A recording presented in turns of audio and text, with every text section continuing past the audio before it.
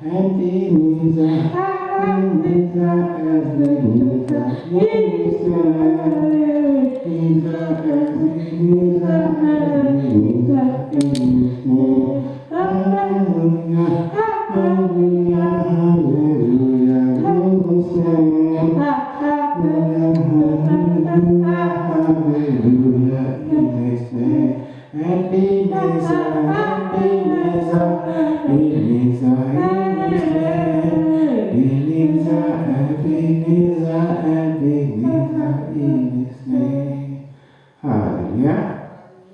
Hallelujah. Hallelujah. Thank the Lord for allowing you and I once again to be in His presence on this powerful day, the second first Friday, month of February. We give Him all the glory and all the honor and all the adoration. Only He is worthy of our praises.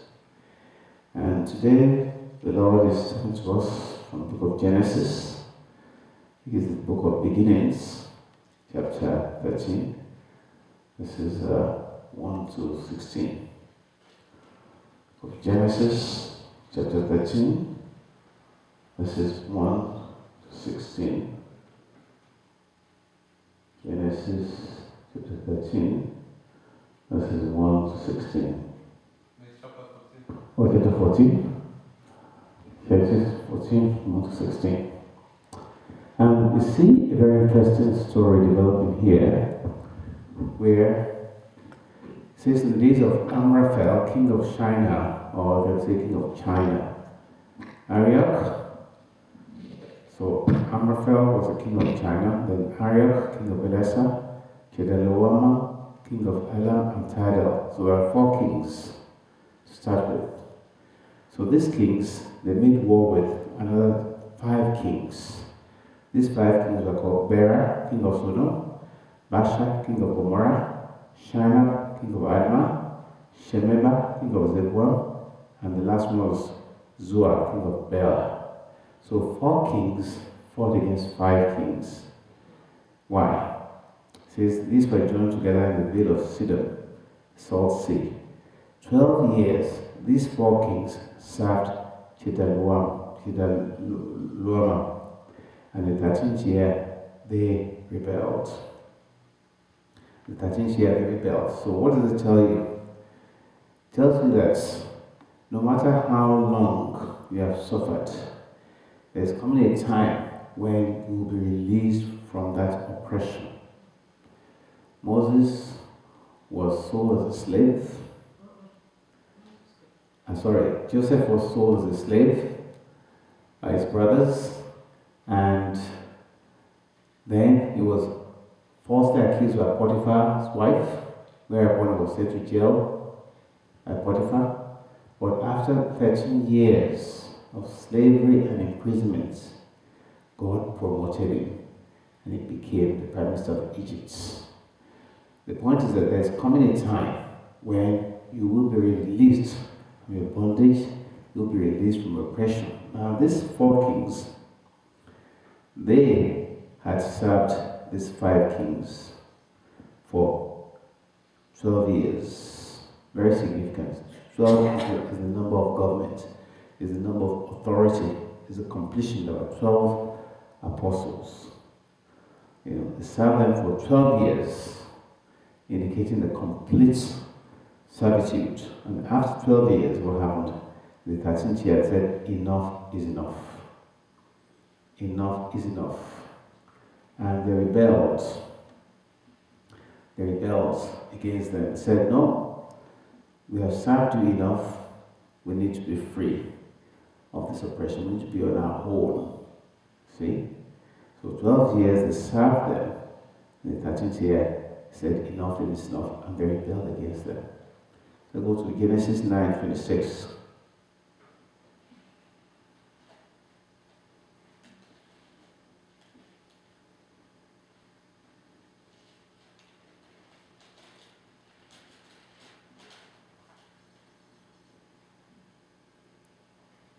Genesis 9:26. So these 4 kings, Shinar, Chedorlaomer, and Tidal. They were the ones that oppressed the other 5 kings. So 4 kings oppressed 5, and for 12 years they oppressed them. And in the 13th year, those 5 kings said, enough is enough. We're not going to take this anymore. We're going to rebel. We're going to get our own freedom. So Genesis 9:26. He said, yes. Blessed be the Lord, the God of Shem. Yes. And the Canaan be his servants. Okay, his servants. So the point is, you don't have to serve in that bondage for the rest of your life. You can choose to tell Satan, who has imprisoned you, who has oppressed you, who has beaten you down.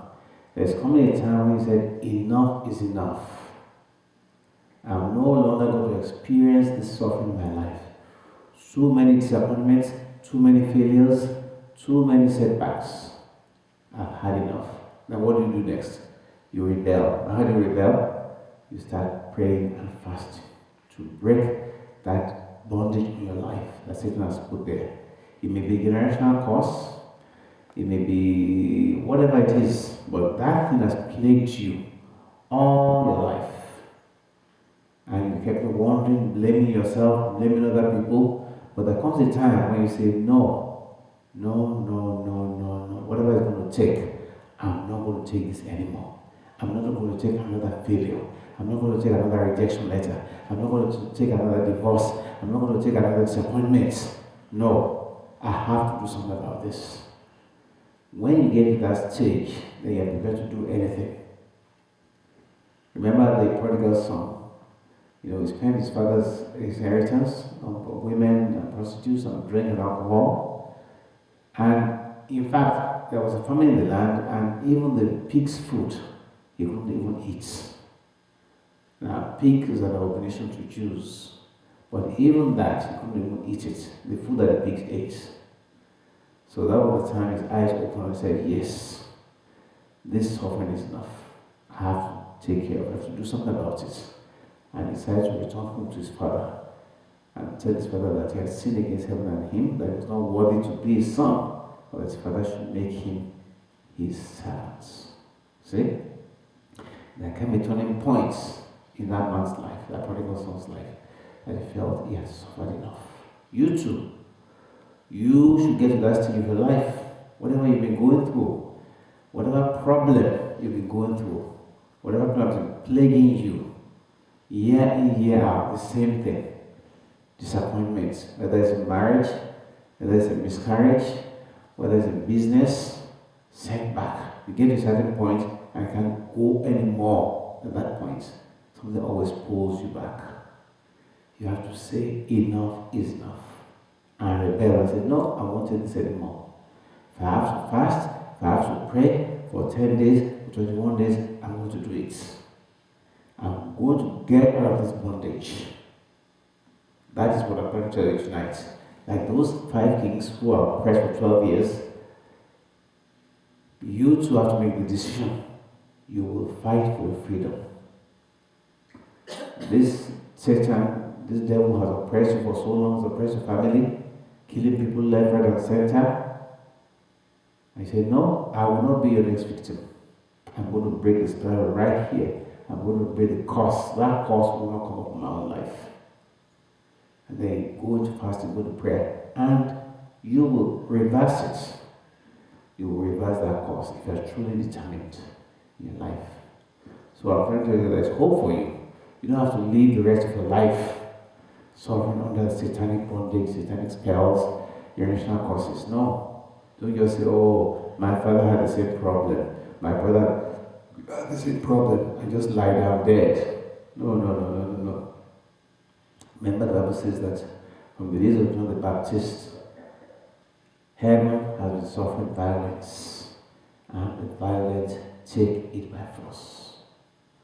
So if you don't want to continue to be oppressed as a slave, kicked left, right, and center by Satan, you have to take what you have by force. Satan's not going to give you your freedom like that. No. He's oppressed you for so long. You think he's just going to say go? No. If that was the case, Jesus Christ did not need to come and die. It was the blood of Jesus' own life that was paid for your and my salvation. Satan does not give up anything easily. There's no free gift to Satan. It will cost you something. So if you're prepared to fight for your freedom, then today's the day. Determine that no, for the next 7 days, for the next 21 days, I'm going to seek the face of God in prayer and fasting. This problem must end with me. It must not go over my children. It must not go over my brother. No, it must end here. See, you got to make them up in mind. Look at your life. This problem has plagued you for so long. You know, constant rejection, constant disappointment in relationships, disappointment in your career. No, it's high time we say enough is enough. And you rebel against Satan, because everything bad comes from Satan. Even if he is using your flesh, is the original source. That's why when he's imprisoned for the 1,000-year millennial reign, there'll be complete peace on this earth. Because Satan is behind every imaginable problem. So you must decide that you will not take it anymore. Whatever is plaguing you with, say no, I'm going to fast and pray and reverse this thing. And God will honor you. Because light can never overcome darkness. No matter how small your light is, it must disperse the darkness around you. Even if you are born again today and you go to prayers, you will break that spell on your life. That generational curses that put on your familiar spirits have put on your life. You don't think that, you have to be a super evangelist or super prophet before you can reverse. No. The smallest Christian will defeat Satan. Not his no power, the power of Jesus Christ.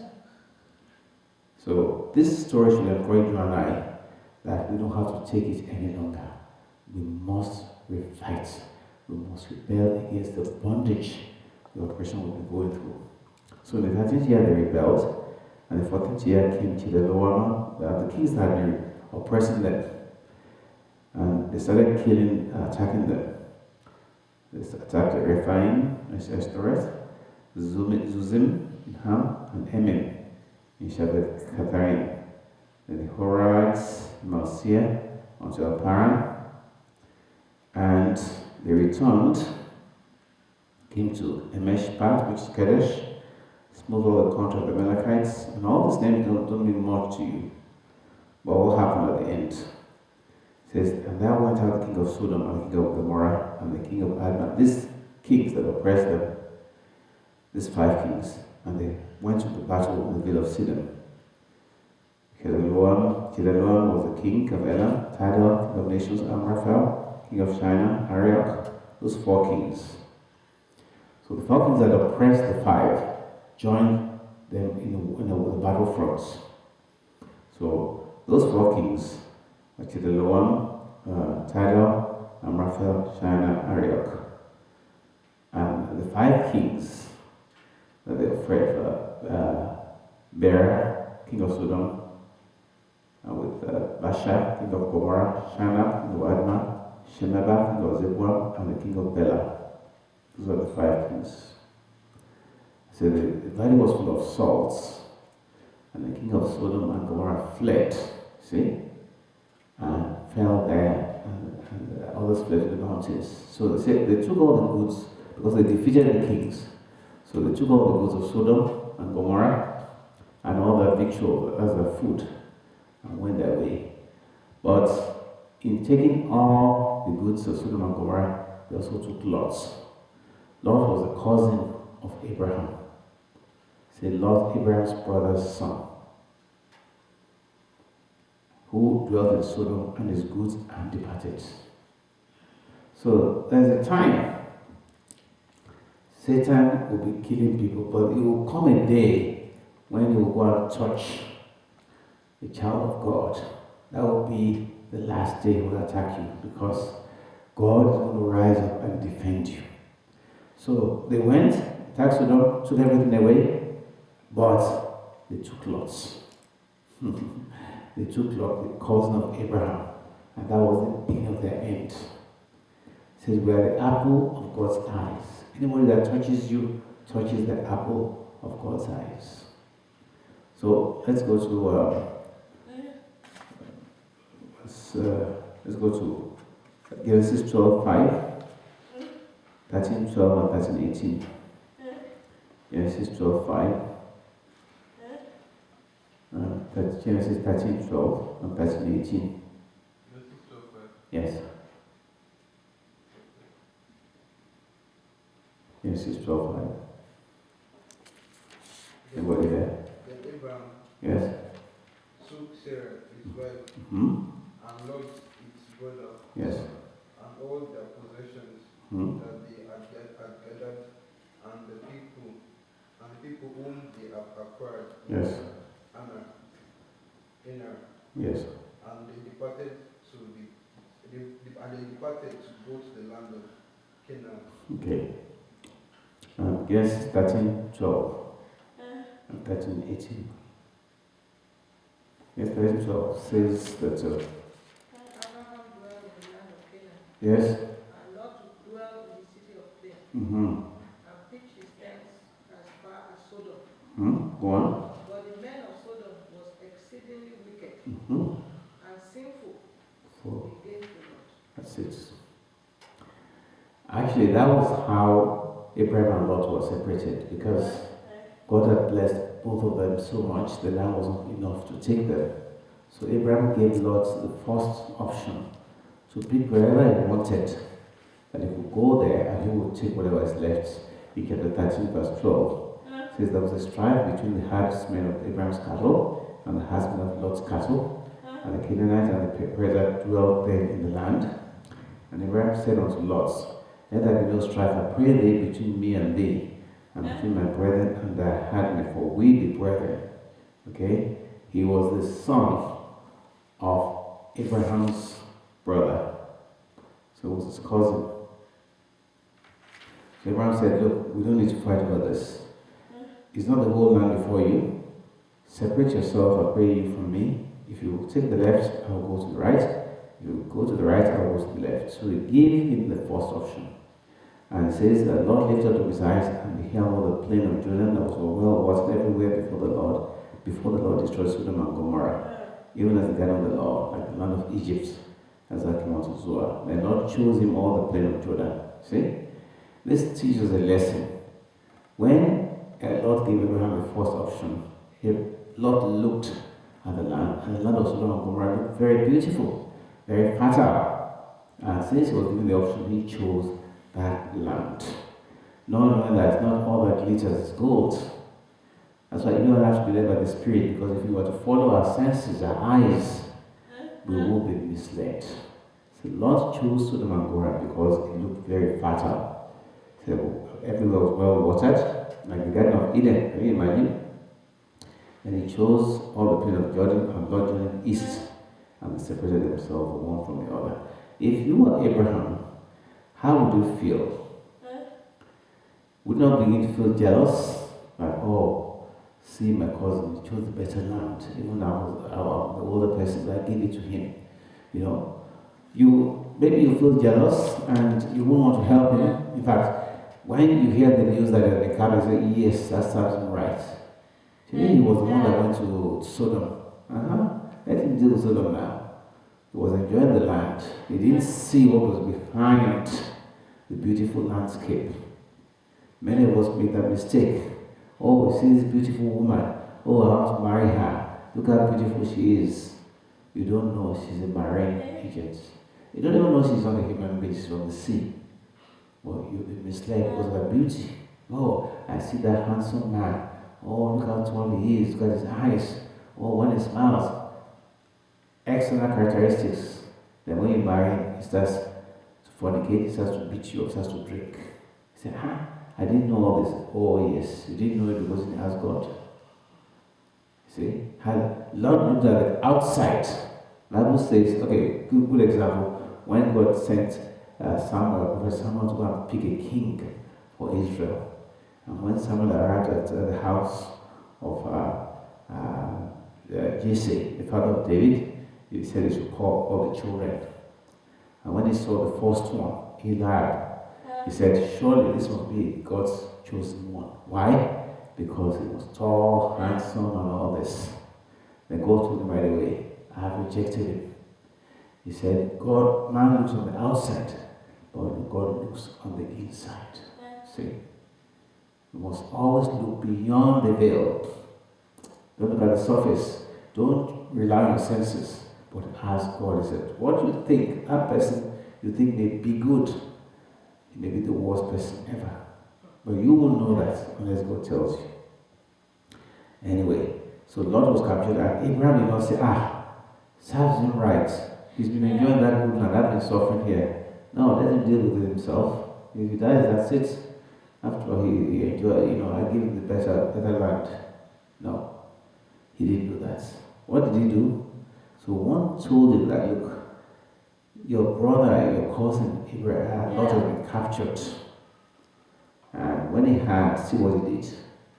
When he heard that his brother was taken captive, he armed his trained servants, more in his own house, 318, and pursued them unto Dan. Note, 318 trained servants, born in Abraham's house. How big can that house be? Just want to imagine. They were born. It was before his eyes that these children were born. So the parents must have been his servants. And they grew up in his home to the age of adulthood, at least 20 years. 318. Can you imagine how big that compound is? And they were all Abraham's sons. And he had trained them. See? So there's somebody who is diligent, who is very caring, cares for his own people. To have that kind of number of people born in your own house, it means that you must have taken care of them and their parents, otherwise they would have left a long time ago. Not only that, he trained them, he got them ready for war.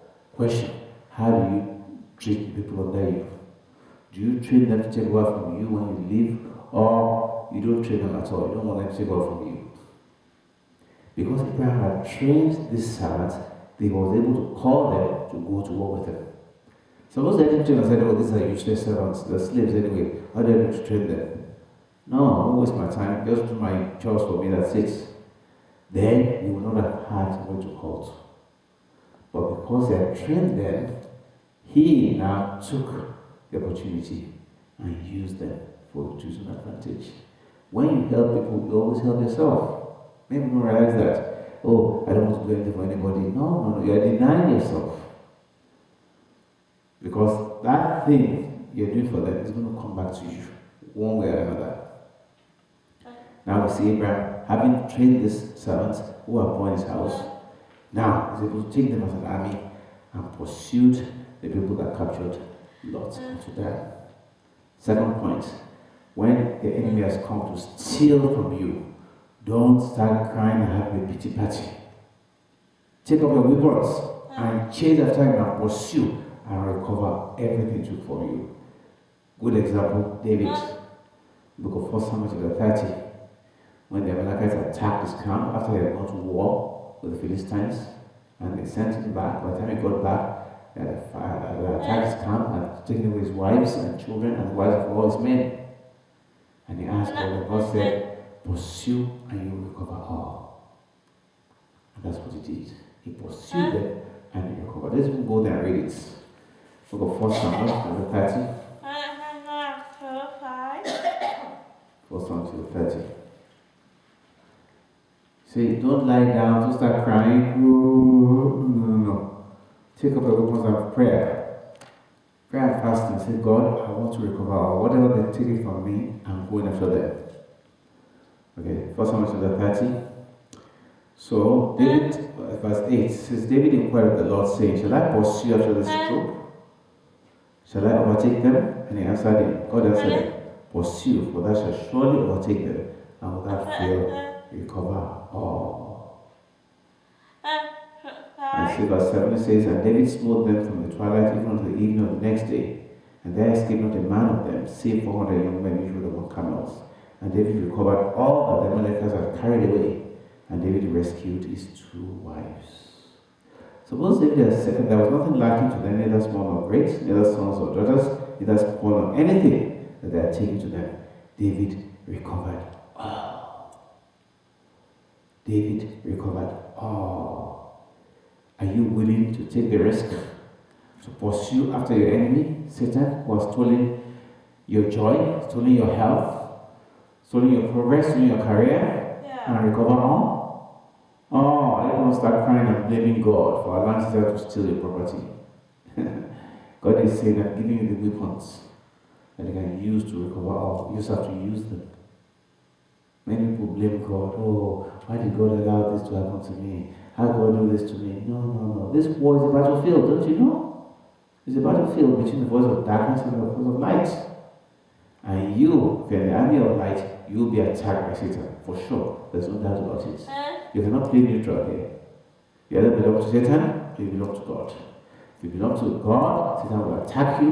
When he attacks you, you will pursue after him and recover everything stolen from you. You know, that's what David said. He said when the bear came against his lambs, he struck him, and the wolf. He didn't let them take the lamb away. He fought. So you and I have to fight for what we have. Nothing comes easy. This idea of bedside Christianity doesn't exist. Once you're a Christian, you're in a battle. Satan is battling you every day, and you two have to fight back. So he divided himself against them and his servants by night, and killed them and pursued them unto Hobah, and he brought back all the goods, and also brought again his brother Lot, and his goods, and the women also, and the people. So he recovered everything. Everything had been lost, he recovered it.